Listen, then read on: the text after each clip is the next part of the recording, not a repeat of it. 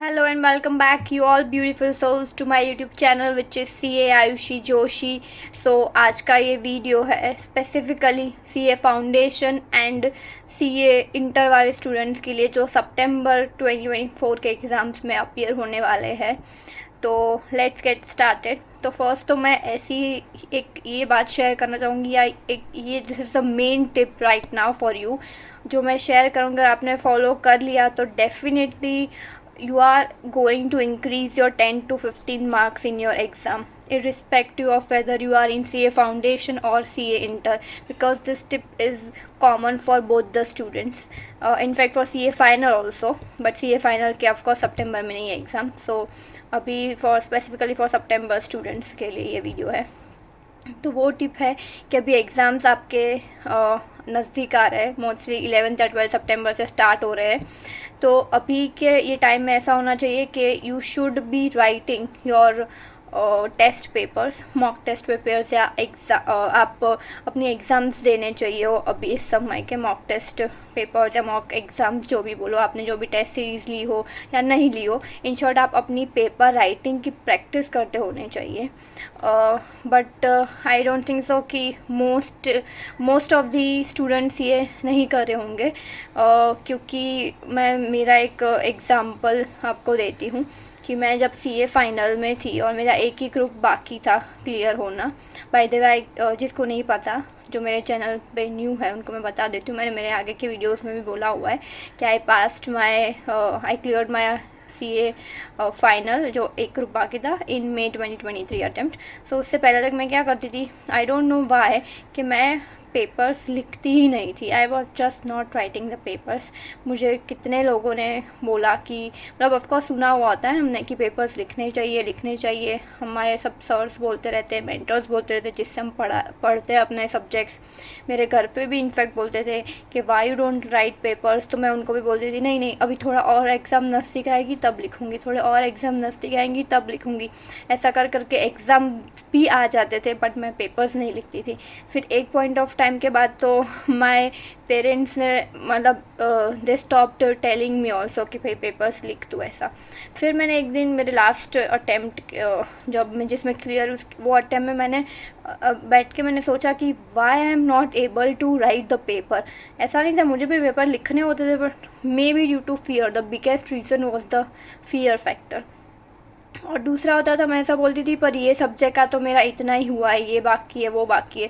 फिर मुझे एक बात समझ आई कि CA फाइनल तो ख़ास करके एक ऐसा है कि आप सब कुछ आपका ऐसा नहीं होगा एग्ज़ाम तक कि सब सब्जेक्ट में सब कुछ आपका ख़त्म हो गया होगा. कुछ ना कुछ कहीं ना कहीं बाकी होगा. पर अगर आपका, मैं तो बोलती हूँ 80, 90 या 70% तक भी सिलेबस ख़त्म हो गया है तो यू शुड राइट पेपर्स. सो या आपके साथ CA फाउंडेशन और इंटर में भी हो सकता है कि अगर आपका हो सकता है कि आपका सिलेबस फाउंडेशन में तो आई गेस कैसा नहीं होगा कि सिलेबस ख़त्म नहीं हुआ है ऐसा कुछ. हमारे टाइम पे तो खैर 4 सब्जेक्ट्स हुआ करते थे, अभी भी मे बी 4 ही होंगे.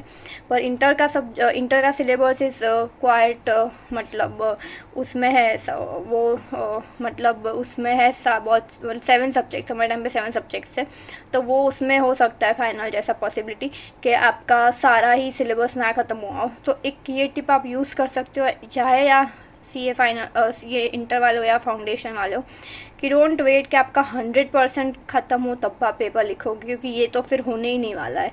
अगर आपको और मेरे टाइम पे क्या होता था, अभी टेस्ट सीरीज़ में भी यू हैव मैनी ऑप्शंस कि सब्जेक्ट वाइज सारे सब्जेक्ट्स में भी चैप्टर्स वाइज भी टेस्ट होती है या 5 चैप्टर्स टेस्ट होती है या फुल 100 मार्क्स टेस्ट होती है. तो आप कुछ भी कॉम्बो सिलेक्ट कर सकते हो. तो अगर आपको ऐसा लगता है कि ये चैप्टर बाकी है वो चैप्टर बाकी है, तो अगर आपने सब्जेक्ट वाइज कुछ ऐसी टेस्ट सीरीज लेके पर्टिकुलर सब्जेक्ट में चैप्टर वाइज टेस्ट है तो वो दे दो, तो वो आपको फ़ायदा रहेगा. इन शॉर्ट आप वेट मत करो. फर्स्ट पॉइंट इज़ कि don't wait for you to complete your 100% syllabus, क्योंकि ये जैसे CA सच अ कोर्स के जहाँ इंटर और फाइनल लेवल पे तो it will be like that कि आपका 100% शायद कोर्स ख़त्म नहीं हुआ हो एग्ज़ाम तक, मतलब परफेक्टली हम वेट करते हैं वो परफेक्ट मोमेंट का कि हाँ सब 100% परफेक्टली कंप्लीट हो जाएगा, उसके बाद हम पेपर लिखेंगे। तो ये दिन नहीं आने वाला है, वैसा पॉसिबल नहीं होता है। इसलिए अगर आपका उतना भी कंप्लीट हो चुका है 80 90 70% तक भी, तो यू राइट इट, आप लिखोगे तो आपको रियलिटी समझ आएगी। तो पहले हम ये परफेक्ट का बहाना देके, ये भी एक बहाना होता है जिससे हम दूर भागते हैं पेपर ना लिखने से।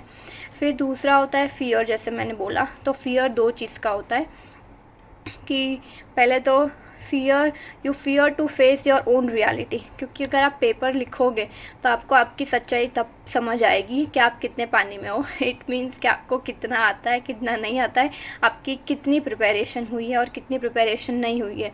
तो हमको डर इसलिए लगता है कि अगर पेपर लिख दिया आज और चलो वो पेपर इतना अच्छा नहीं गया, मतलब घर पे ही जो आप प्रैक्टिस करते हो, मॉक पेपर लिखते हो, उसमें आपको समझ आया कि यार इसमें तो अच्छे मार्क्स नहीं आए, बिल्कुल ही एकदम ही ख़राब मार्क्स आए, या पेपर लिखते टाइम ही आपको समझ आ गया कि यार ये क्या है, मेरे तो हाथ ही नहीं चल रहे, मेरे को नहीं आ रहा है। तो ये आप रियलिटी फेस करना नहीं चाहते हो, क्योंकि सबको पता होता है उन्होंने कैसी प्रिपरेशन की है, और अच्छी भी की हो तो भी आपको कहीं ना कहीं ऐसा हो सकता है कि कुछ ना आए। तो ये अपनी खुद की रियलिटी हम फेस करना नहीं चाहते हैं, इसलिए हम डरते हैं। और दूसरा है खुद की रियलिटी खुद फेस नहीं करना चाहते, और दूसरा कि फिर ऑफकोर्स लिखेंगे उसका रिज़ल्ट आएगा। तो अगर आप फ्रेंड से बातचीत करते हो तो आपके फ्रेंड्स के साथ शायद आप डिस्कस करो तो उसको बोलोगे, तो और उनका अच्छा आ गया मार्क्स तो आप सोचोगे कि अरे यार इसके अच्छा आ गए, मेरे तो कम आए। तो ये इट मीन्स आप ऐसा सोच सकते हो कि तो फिर ऐसा ना हो कि मेन एग्ज़ाम्स में मेरे मार्क्स अच्छे ना आए, इसके आ जाए और ये पास हो जाए मैं रह जाऊँ। या फिर अगर आपके यू आर वेरी मच, मतलब आपके पेरेंट्स ये सब में इन्वॉल्व है, देख रहे हैं कि भाई व्हाट यू आर डूइंग, आप दे रहे हो टेस्ट सीरीज़ तो क्या मार्क्स आ रहे हैं। मेरे तो टोटली इन्वॉल्व थे पेरेंट्स, तो मैं कोई भी पेपर लिखती थी उसके बाद वो दे यूज़ टू आस्क मी कि ओके वो पेपर लिखा था तो उसका रिज़ल्ट आया क्या, दे यूज़ टू आस्क मी कि क्या मार्क्स आए। तो एक वो फियर हो सकता है जो मैंने फिगर आउट किया कि हम डरते हैं ऑफ जजमेंट कि अगर कम मार्क्स आए और उनको बोलेंगे और तो शायद वो जज करेंगे हमको कि भाई तो तुमने क्या किया, क्या प्रिपरेशन की तुम लोगों ने, इतने कम मार्क्स क्यों आए। या फिर मतलब out of their concern also कि वो पूछ सकते हैं ना ऐसे सवाल कि भाई तुमको कम मार्क्स क्यों आए किसी में आ गए तो, या फिर आपको ज़्यादा मेहनत की ज़रूरत है। They can advise you of course for your own good. तो ये एक हो सकता है फियर कि यार पेरेंट्स को बोलेंगे तो कि भाई कम मार्क्स नहीं आए तो फिर आप क्या कर रहे थे, अभी तक पढ़ाई अच्छे से नहीं की क्या, या फिर ये सब्जेक्ट वीक है क्या आपका। तो ये एक डर हो सकता है। तो मेन तो ये दो चीज़ें हैं। और आप सोचो कि आपका डर, मैंने तो मेरे एग्जाम्पल से ये ऑब्जर्व किया है। मैं May 23 अटैम्प्ट जिसमें पास हुई वो मेरा फर्स्ट अटैम्प्ट नहीं था, वो मेरा 4th या 5th अटैम्प्ट था फर्स्ट ग्रुप का। तो उसके पहले मैं इतनी एग्ज़ाम्स दे चुकी थी, बट फिर भी मेरा डर मुझे कोई एग्ज़ाम के पहले मॉक टेस्ट पेपर्स नहीं लिखने देता था। मतलब डर कितना ज़्यादा है कि मेन एग्ज़ाम में जाके आपके हाथ अटक जाएंगे, मेन एग्ज़ाम में जाके आपको फेल आएगा, वो फेल एक्सेप्ट कर सकते हो आप, पर इधर पेपर नहीं लिख सकते घर पे। तो ये डर इतना बढ़ गया होता है क्योंकि आपको कहीं ना कहीं ये रियलिटी आप सबको पता है ना, सी स्टूडेंट को, कि अगर आपने पेपर नहीं लिखे है तो मेन एग्ज़ाम में जाके आप कोई एडवांटेज पे नहीं होगा, या आपका एक डिसएडवांटेज ही गिना जाएगा।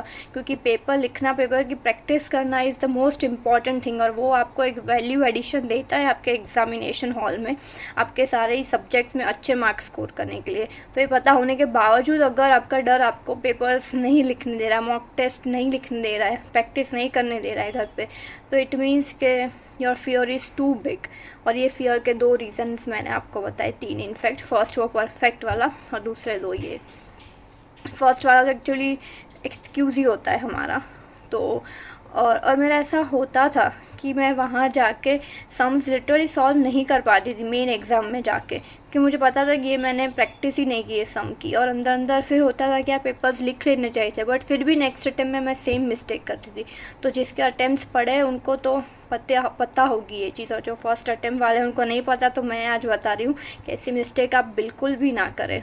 और फिर मैंने लास्ट अटेम्प्ट में सॉल्व किए थे, हो सके उतने पेपर सॉल्व किए थे और सब लिख लिख के प्रैक्टिस किया था। तो भी एक समय ऐसा आ गया था, एसएफएम का एग्ज़ाम था, मुझे अभी तक याद है, जो सब मैंने देखा था लास्ट तक देखा था, पर गलती वही कर दी थी कि मैंने उसकी प्रैक्टिस नहीं की थी लिख के। तो मैं वो सब वहाँ पे आया तो मैंने देख के तो खुश हो गई कि चलो ये सब देखा देखा सा है, पर मैंने जब सॉल्व करने बैठी तो मैं अटक गई वहाँ पे। तब भी मुझे हुआ कि शिट यार, ये आलस में मैंने एक वो छोड़ दिया था प्रैक्टिस करना, कि ये एक प्रैक्टिस कर लेती तो आज मेरा ये सम परफेक्ट हो जाता है, इसके मेरे को फुल मार्क्स मिल जाते। तो डेफिनेटली अगर आप, और क्या होगा, पेपर लिखोगे तो आपको आपकी रियलिटी, फिर मैंने डिसाइड किया, पहला ये तीन चीज़ को ही मैंने सुधारा, उसके बाद मेरे अच्छे मार्क्स हो गए। मैंने बोला परफेक्ट वाला, मैंने फिर जितना भी मेरा वो सब्जेक्ट में होता था ना, मैं उसका पेपर लिख देती थी कि भाई नहीं, जितना हुआ है उस पोर्शन में से क्वेश्चंस होंगे तो मुझे पता, मुझे आइडिया आएगा कि भाई मैंने जो पढ़ा है उसमें से मैं कितना लिख पा रही हूँ, पेपर पे कितना उतार पा रही हूँ, वो सब समझ आएगा। तो ये चीज़ मैंने मेरी सुधार दी कि मेरा 80, 90 या 70% भी हो गया था ना सिलेबस, तो मैं लिख देती थी। उतना भी नहीं हुआ था तो कुछ चैप्टर वाइज, मैंने बोला जैसे हर सब्जेक्ट में चैप्टर वाइज होता था, तो वो मेरे जो चैप्टर्स हो गए थे उसका लिख देती थी एग्ज़ाम, तो वो लिख देती थी। फिर दूसरा कि मैंने बोला ठीक है, रियलिटी पता चलेगी तो अभी रियलिटी पता चले आपको कोई कि चलो ये सब्जेक्ट में तो बहुत लोचे मारे हैं पेपर में, तो चलेगा, आप उसको करेक्ट कर सकते हो। पर ये रियलिटी वहाँ जाके पता चलेगी मेन एग्ज़ाम्स पे, जब एग्ज़ाम लिख रहे होगे वो 3 घंटे के अंदर, तो फिर वो आप उसको तब करेक्ट नहीं कर सकते, फिर वो करेक्ट करने के लिए नेक्स्ट अटेम्प्ट चाहिए होगा। तो आप अपने डर को इतना मत बढ़ाओ कि अपना जो भी मिस्टेक है वो करेक्ट करने के लिए आप नेक्स्ट अटेम्प्ट लो। उससे अच्छा घर पे पेपर्स लिख लो, तो आपकी मिस्टेक जो है वहीं के वहीं घर पे ही आप सॉल्व कर सकते हो। और थर्ड बात जो मैंने बोला था, if your parents are very much involve in to all this and they keep you asking about your exams and what marks you got, तो अगर आपको अच्छे नहीं आए तो यू कैन एक्सप्लेन देम कि वैसे तो दे अंडरस्टैंड ओनली कि ओके हाँ, इसमें मेरी ये गलती हुई, मैंने पेपर लिखा तो मुझे समझ में आया, तो अभी मैं इस पर वर्क करूँगी। मुझे तो सामने से वो बोलते थे कि यू डोंट, उनको शायद समझ आ गया था, क्योंकि मैंने एक दिन बोल दिया था कि मैं अगर पेपर लिखूँगी और मेरे कम मार्क्स आएंगे तो फिर आप लोग तो मुझे बोलोगे ना कि कम मार्क्स क्यों आ रहे, वो लोग in the sense they never scold मी, वो लोग इन द सेंस मतलब वो मेरा ही फियर या इनसिक्योरिटी थी कि दे विल जज me on my this marks. तो मैंने बोल दिया था उनको एक कन्वर्सेशन में, तो उन्होंने बोला कि नहीं, हम क्यों बोलेंगे तुझे, उल्टा अच्छा है ना, तू लिखेगी तो तुझे कम मार्क्स आएंगे तो तुझे समझ में आएगा कि इस पर तुझे ज़्यादा काम करना है, इस पर तुझे ज़्यादा वर्क करना है।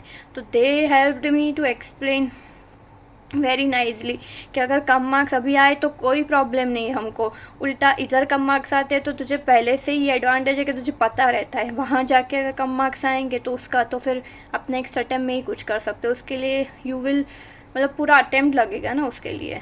तो दिस इज़ वेरी सिंपल, मैं आपको बता रही हूँ। अगर आपके एग्ज़ाम सितंबर 24 में है तो प्लीज़ आप पेपर राइटिंग कीजिएगा, मॉक टेस्ट दीजिएगा, जितना भी आपको लगे एटलीस्ट मिनिमम 1 पेपर तो लिखेगा ही लिखेगा आप, तो आपको आइडिया आएगा कि आप किस में आपकी कमी रह गई है प्रिपरेशन में।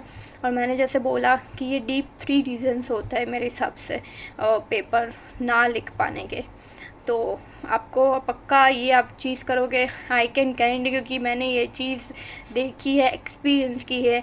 मैं तो खैर ये एक चीज़ करने से मैं तो पूरा पास ही हो गई थी मेरे अटेम्प्ट में, तो मैं तो बोल रही हूँ आप मिनिमम 10 to 15 मार्क्स ज़्यादा स्कोर कर पाओगे। इसका मतलब शायद आप ना पास होते हो और तो पास भी हो जाओगे। तो दिस इज़ द थिंग। तो ये वीडियो सबसे ज़्यादा शेयर कीजिएगा सबके साथ, तो सबको इस वीडियो का बेनिफिट मिले। And do like, share, comment and subscribe to my YouTube channel. और I am here to empower you, motivate you, spread peace and positivity into your lives, and see you in the next video. Thank you so much for watching.